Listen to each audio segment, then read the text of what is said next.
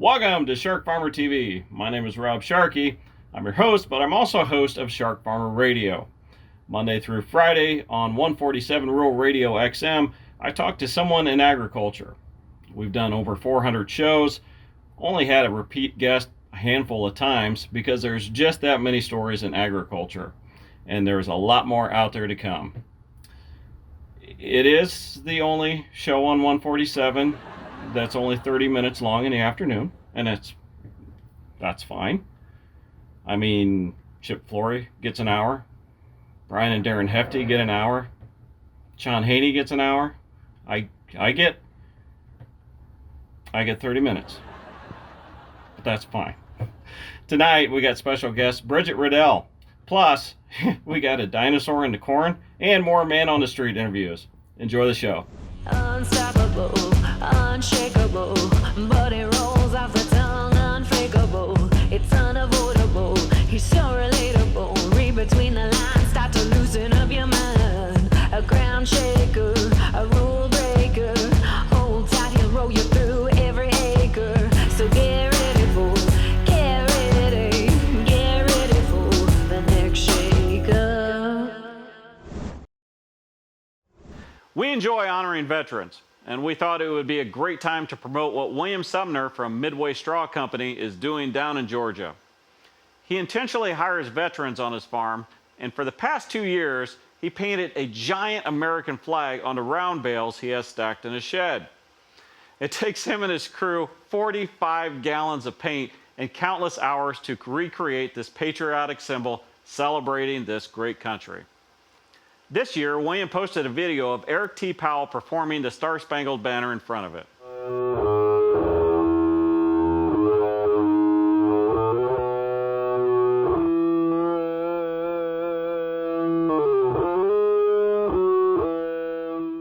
Here's another flag by Lorraine Thiel. She has created several cool works of art, whether it be the Statue of Liberty, a pig, or a scarecrow. You gotta love it when people mix agriculture, patriotism, and art. A little nighttime bale wrapping. It's almost hypnotic. Wrapped bales are seen by people traveling all over the country, up and down the highways and byways, but I imagine not many people outside of ag have actually seen the process being done. Wrapping with a W. It's not like Takashi rapping with an R. I don't even know who that is. I'm not going to do the dad joke about them looking like marshmallows or Michelin men's or anything like that. They do, though, need some more hay. The animals turn into chocolate. They don't. This week's Machinery Clip of the Week is presented by John Deere. What in the world you have going on, son? What happened? Got stuck. Corbin got stuck. Looks like the one on the left is the actual stuck one. Then the next one drove into it instead of backing in. That's a rookie mistake. It was probably the auger cart driver. Now it's up to the two on the right to get them out. I'm not sure what's hooked up to the first one there, but therein lies the problem. Can it be pulled backwards? Doesn't look like it to me. They might have to get permission from the driveway owner. And again, here comes a problem. Because the owner of the driveway is still mad that you got to rent the old Smith ground that was like 40 years ago.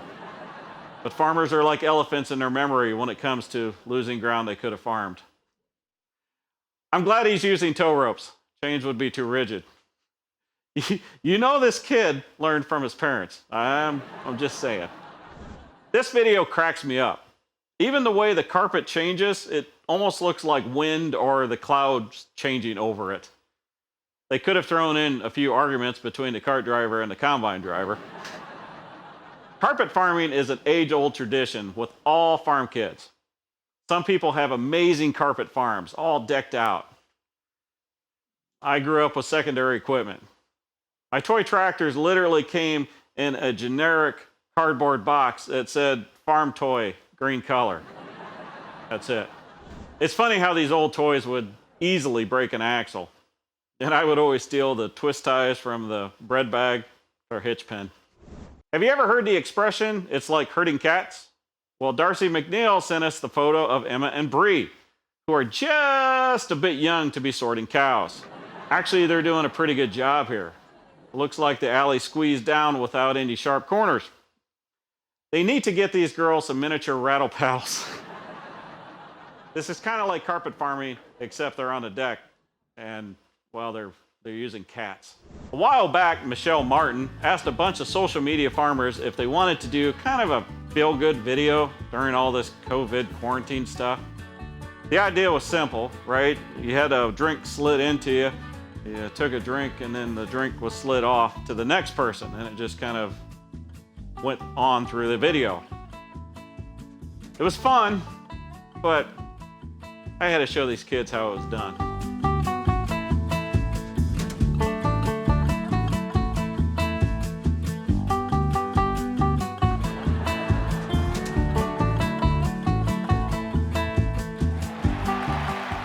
How about a donkey video? Why? Why do you always come to my house? I came outside to see what was going on. And it looks like you've been in the beer. There's a Miller Lite can that's been chewed on, and it's all over my carport. Did you do that? Of course he did that. Look at him. That's exactly what a guilty donkey looks like. My wonder about is which beer he likes the best. Yes, the Miller Lite is ripped open, but did he simply open the Mick Ultras, preserving every last drop? Both beers are crap, by the way. I know, go ahead and send me your emails. Mick Ultra is actually a really good beer. No, they're both crap. She keeps asking, why do you keep coming to my house? Well, lady, if you leave free beer in your carport, you're gonna have some jackasses show up. I can say that. Do you ever feel like your farming practices are prehistoric? I wonder what insecticide is actually labeled for velociraptors. I wonder what the economic threshold is for dinosaurs. 2 T-Rexes per leaf is fine. Anything over that, yeah, you better spray. This is just funny. Every time I watch it, I don't know why, it's just funny. I don't know who originally took this picture of the shark fins in the wheat. I probably get it sent to me at least once a week, and every time I see it, every time it ticks me off. It ticks me off because, well, I didn't think of it first. I mean, come on.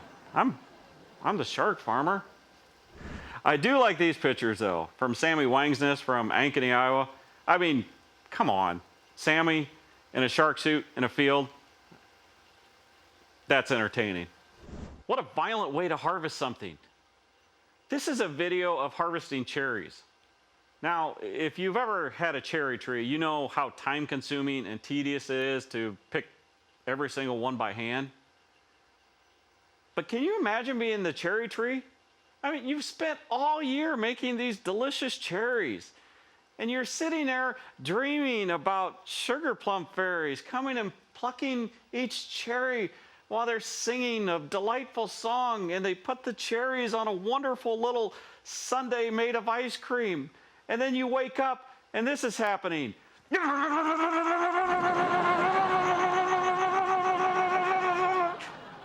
I mean, come on, man. Would you like it if someone tried to shake your cherries off? Hey, right? This segment has been presented by Golden Harvest. If you have an interesting or entertaining video or picture and you think the world should see it, then let us know at SharkFarmer.com. While you're there, check out the What the Farm podcast and the one that started it all, the Shark Farmer podcast. Catch me Monday through Friday on Rural Radio Sirius XM, channel 147, 4 p.m. Eastern, 3 Central. Follow me on Twitter, Instagram, Facebook, and on YouTube.